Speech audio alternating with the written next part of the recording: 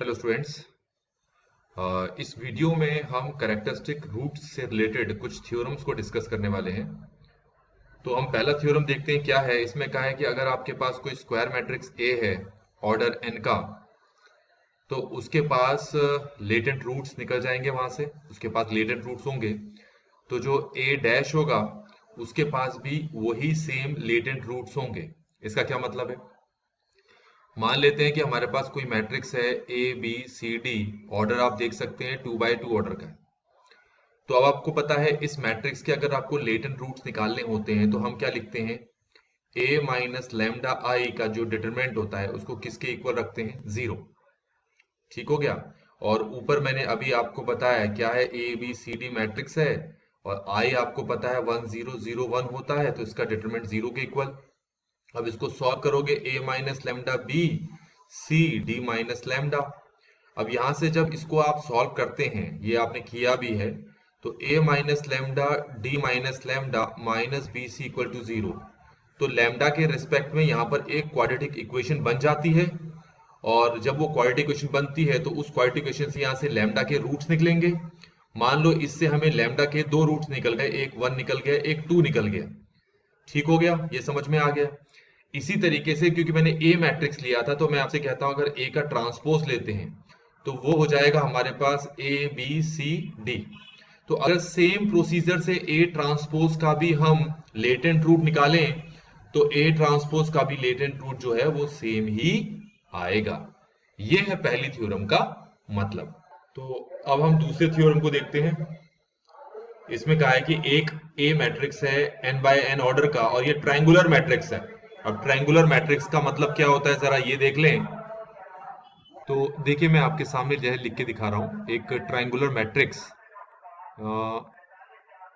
0 0 0, इसको कहते हैं ट्रायंगुलर मैट्रिक्स। अपर ट्रायंगुलर हो सकता है या लोअर ट्रायंगुलर, अभी के लिए मैंने अपर ट्रायंगुलर मैट्रिक्स आपको दिखा दिया। अगर इस तरह का कोई आपके पास मैट्रिक्स है, वैसे तो यहाँ पर ये मैंने 3 by 3 ऑर्डर का लिया हुआ है, इन्होंने n by n ऑर्डर का गाया, तो इसका मतलब थोड़ा और बड़ा लेना पड़ेगा। ठीक है, आपको समझ में आ जाएगा ये। अब इसमें इसको कहते हैं प्रिंसिपल डायगोनल। ये दिख रहा है आपको, ये जो है इसको प्रिंसिपल डायगोनल कहते हैं। कहा है कि अगर आपके पास कोई ट्रायंगुलर मैट्रिक्स है और उस ट्रायंगुलर मैट्रिक्स के अगर आपको रूट्स निकालने हैं तो उसके जो प्रिंसिपल डायगोनल में जो एलिमेंट्स होंगे वो ही उसके क्या हो जाएंगे, लेटेंट रूट्स हो जाएंगे, कैरेक्टरिस्टिक रूट्स हो जाएंगे। मतलब आप लेटेंट रूट्स कैसे निकालते हैं, ए माइनस लैम्डा आई करके निकालते हैं ना, उसका डिटरमिनेंट 0 के इक्वल। तो इसी तरीके से जब आप रूट्स निकालेंगे तो अल्फा इक्वल टू 1 2 3 आएगा। मतलब जो नंबर्स आपके प्रिंसिपल डायगोनल में होंगे उन्हीं को ही हम लेटेंट रूट कह देंगे जब आपके पास क्या हो, ट्रायंगुलर मैट्रिक्स हो। ठीक है, अगला देखते हैं। हाँ, तो अब हम थर्ड थ्योरम को देखेंगे। इसमें कहा है कि characteristic roots of a Hermitian matrix are all real. तो पहले हम हर्मिशियन मैट्रिक्स देख लेते हैं कि किस तरह के मैट्रिक्स को हर्मिशियन मैट्रिक्स कहते हैं। अगर हमारे पास कोई मैट्रिक्स है और उसका आपने कॉन्जुगेट निकाला और कॉन्जुगेट निकाल के उसका ट्रांसपोज किया तो वापस वो ओरिजिनल मैट्रिक्स की फॉर्म में आ जाए, ऐसे मैट्रिक्स को हम हर्मिशियन मैट्रिक्स कहते हैं। अब आपके सामने मैं यहां पर एक एग्जांपल रख रहा हूं, आप इसको ढंग से देखें। ये आपके सामने a प्लस आयोटा बी, यहाँ है a माइनस आयोटा बी, ये अल्फा माइनस आयोटा बीटा, ये m प्लस आयोटा n, ये m माइनस आयोटा n। ये एक मैट्रिक्स है। इसको हर्मिशियन मैट्रिक्स हम कब कहेंगे, पहले आप क्या करें, इसका कॉन्जुगेट निकालें। कॉन्जुगेट निकालने में आयोटा को रिप्लेस कर देते हैं हम माइनस आयोटा से, तो ये अल्फा माइनस आयोटा बी, ये अल्फा प्लस आयोटा बीटा, ये a प्लस आयोटा b, यहां पर a माइनस आयोटा b, ये m माइनस आयोटा n, ये m प्लस आयोटा n कर दिया। अब हमें हमारे पास जो मैट्रिक्स आया है, अगर मैं इसका ट्रांसपोज करता हूं तो वापस इसी में तो आ जाएगा। तो जब हमारे पास कोई मैट्रिक्स हो, उसके कॉन्जुगेट का अगर ट्रांसपोज करो तो ओरिजिनल मैट्रिक्स आ जाए, ऐसे मैट्रिक्स को हम हर्मिशियन मैट्रिक्स कहते हैं। चलिए अब आगे करते हैं। इसमें कहा है कि अगर तुम हर्मिशियन मैट्रिक्स के कैरेक्टरिस्टिक रूट्स निकालोगे तो वो ऑलवेज रियल ही आएंगे, रूट्स आपको रियल ही मिलेंगे। अब आपको रूट्स निकालने का तरीका पता है, जैसे इसी एग्जांपल को देखो, ए मैट्रिक्स ले रखा है। अगर मैं a माइनस लैम्डा आई का डिटरमिनेंट को 0 के इक्वल रख दूं तो आप खुद सोचिए पहले क्या आ जाएगा। ये आ जाएगा 1 minus lambda, 2 minus lambda, 3 minus lambda. यहाँ क्या होगा, alpha plus iota beta, A plus iota beta, M plus iota N, alpha minus iota beta, A minus iota B, M minus iota N. इस मैट्रिक्स का जो determinant निकालूं, 0 के equal रखूं, इसको सॉल्व करूं तो अल्फा की वैल्यू जो है सिंपल नंबर्स में आएगी मेरे पास। कुछ भी आ सकती है, अभी के लिए मुझे पता नहीं है, लेकिन जो भी आएगी वो रियल नंबर आएगा, मतलब आयोटा की फॉर्म में नहीं आएगा। ये समझ में आ गया होगा। तो हर्मिशियन मैट्रिक्स के जो लेटेंट रूट्स होते हैं, कैरेक्टरिस्टिक रूट्स होते हैं, वो रियल होते हैं। ठीक हो गया, ये समझ में आ गया। तो अब हम समझेंगे फोर्थ थ्योरम को, the characteristic roots of a real. Real, अच्छा रियल से पहले इस फिफ्थ वाले को देख लेते हैं। The characteristic roots of skew Hermitian matrix are either purely imaginary or zero। पहले तो आपको ये पता होना चाहिए कि स्क्यू सिमेट्रिक मैट्रिक्स होते क्या हैं। हाँ, तो मैंने यहाँ पर ना ये मैट्रिक्स लिख दिया एक।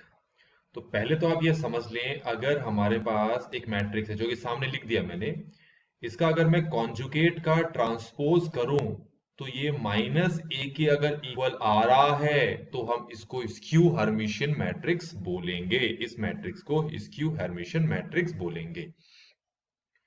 स्क्यू हर्मिशियन मैट्रिक्स में एक खासियत और होती है, उसके जो ये डायगोनल एलिमेंट दिख रहे हैं आपको, या तो ये जीरो हो या ये इमेजनरी हो, दोनों में से कोई एक चीज होनी चाहिए। दोनों भी हो सकते हैं, देखो कि जीरो भी इन्वॉल्व किया है और इमेजनरी भी एलिमेंट्स डाले हुए हैं। तो डायगोनल एलिमेंट जो स्क्यू हर्मिशियन मैट्रिक्स हैं उसमें क्या होने चाहिए, या तो जीरो होने चाहिए या इमेजनरी होनी चाहिए।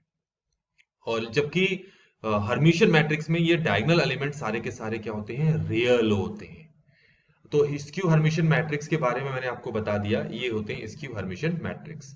अब इसके बाद है, इसका अगर तुम कैरेक्टरिस्टिक रूट्स निकालोगे, कैसे निकालते हैं कैरेक्टरिस्टिक रूट, जैसे ये ए मैट्रिक्स है, अगर तुम इसका ए माइनस लैम्डा आई का डिटरमिनेंट निकालते हो तो यहां से जो अल्फा की वैल्यू आएगी ना, सॉरी लैम्डा की वैल्यू आएगी, वो या तो जीरो में आएगी या फिर आपके क्या आएंगे, इमेजनरी आएंगी।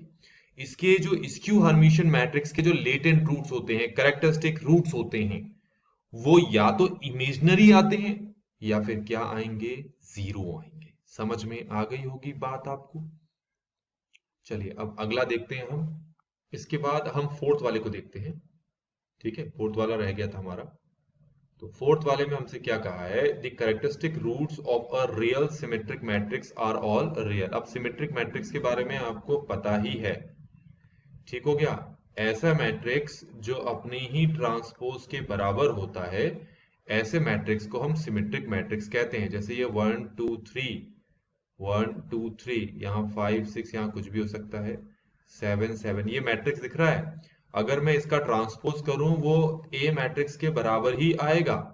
ऐसे मैट्रिक्स का जब आप कैरेक्टरिस्टिक रूट निकालते हो, जो कि कैसे निकालते हैं, ए माइनस लैम्डा आई के डिटरमिनेंट से, तो यहां से जब लैम्डा की 3 वैल्यूज निकलेंगी तो वो लैम्डा की 3 वैल्यूज जो हैं वो रियल आएंगी। क्या आएंगी, रियल। ठीक है, तो क्या था हमारा, ये रियल सिमेट्रिक मैट्रिक्स के जो कैरेक्टरिस्टिक रूट्स होते हैं वो रियल होते हैं। अगला आते हैं सिक्स्थ, ये फाइंड करके खुद भी देख सकते हो, कर सकते हो।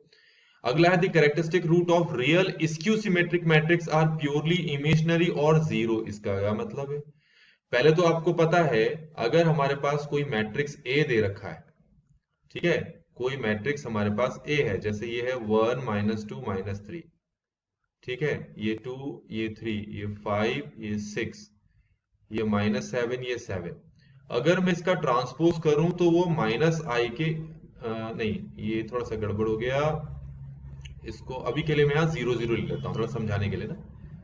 ये 0 0 ले लिया मैंने। तो अगर हम इस वाले मैट्रिक्स का मैं अगर ट्रांसपोज करूं तो वो माइनस आई के इक्वल आ रहा है।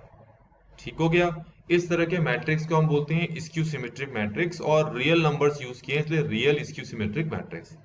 अब अगर मैं इसका करेक्टरिस्टिक रूट निकालूं a minus lambda I equal to 0 रखकर, लैम्डा की यहां पर जो वैल्यू मिलेगी ना, वो या तो आपको 0 मिल सकती है या फिर क्या मिलेगी, इमेजनरी, इमेजनरी मिल सकती है। ठीक है, मिक्स मिल सकती है, इमेजनरी और 0, या सारे के सारे आपको इमेजनरी भी मिल सकते हैं। ठीक हो गया। तो ये मतलब है characteristic root of real skew symmetric matrix. अगला है the characteristic roots of a unitary matrix are of unit modulus. तो पहले तो हम क्या करेंगे, ये जो यूनिटरी मैट्रिक्स है ये क्या होता है पहले इसको समझ लेते हैं। ये आपको पता होना चाहिए कि अगर किसी मैट्रिक्स का आप कॉन्जुगेट निकालकर उसका ट्रांसपोज करें, ठीक है, समझ में आ गया क्या कहा मैंने। अब ये जो सिंबल दिख रहा है आपको, इसका मतलब होता है कॉन्जुगेट और इसका मतलब होता है ट्रांसपोज, कभी कभी टी लिख देते हैं। तो इसकी जगह हम एक कॉमन सिंबल यूज करते हैं इस टाइप का। इसका मतलब होता है आपने कॉन्जुगेट किया देन ट्रांसपोज किया, या फिर ट्रांसपोज किया देन कॉन्जुगेट किया।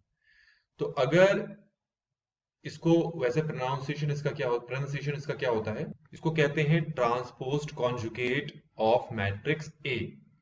तो transposed conjugate of matrix A को अगर मैट्रिक्स ए से ही हम अगर मल्टीप्लाई करें, ठीक है, और उस केस में हमारा जो आंसर है वो कितना आएगा, आई आएगा। तो ऐसे मैट्रिक्स को हम क्या बोलते हैं, यूनिटरी मैट्रिक्स बोलते हैं। अब इन्होंने क्या कहा है कि जो कैरेक्टरिस्टिक्स रूट्स है यूनिटरी मैट्रिक्स का, वो यूनिट मॉड्यूलस होता है।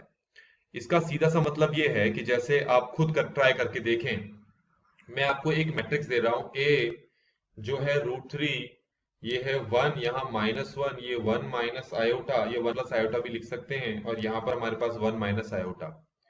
ठीक है, इस मैट्रिक्स को क्योंकि ये मैट्रिक्स जो है अगर मैं इसका ट्रांसपोज्ड कॉन्जुगेट करूं, ठीक हो गया, और फिर दोनों को मल्टीप्लाई करूं, तो ये आई के इक्वल आ रहा है, इसीलिए इस मैट्रिक्स को यूनिटरी मैट्रिक्स बोल रहे हैं। तो अभी आपको क्या करना है, ए माइनस लैम्डा आई का जो डिटरमिनेंट है उसको 0 के इक्वल रखो, और लैम्डा की वैल्यू निकालो। तो लैम्डा की वैल्यू यहां से आएगी, लैम्डा स्क्वायर इक्वल आएगा आपका 1 के। ठीक है, तो अगर लैम्डा स्क्वायर आपका 1 के इक्वल आ रहा है, तो हम कैरेक्टरिस्टिक रूट्स को क्या बोलेंगे, यूनिट मॉड्यूलस बोलेंगे।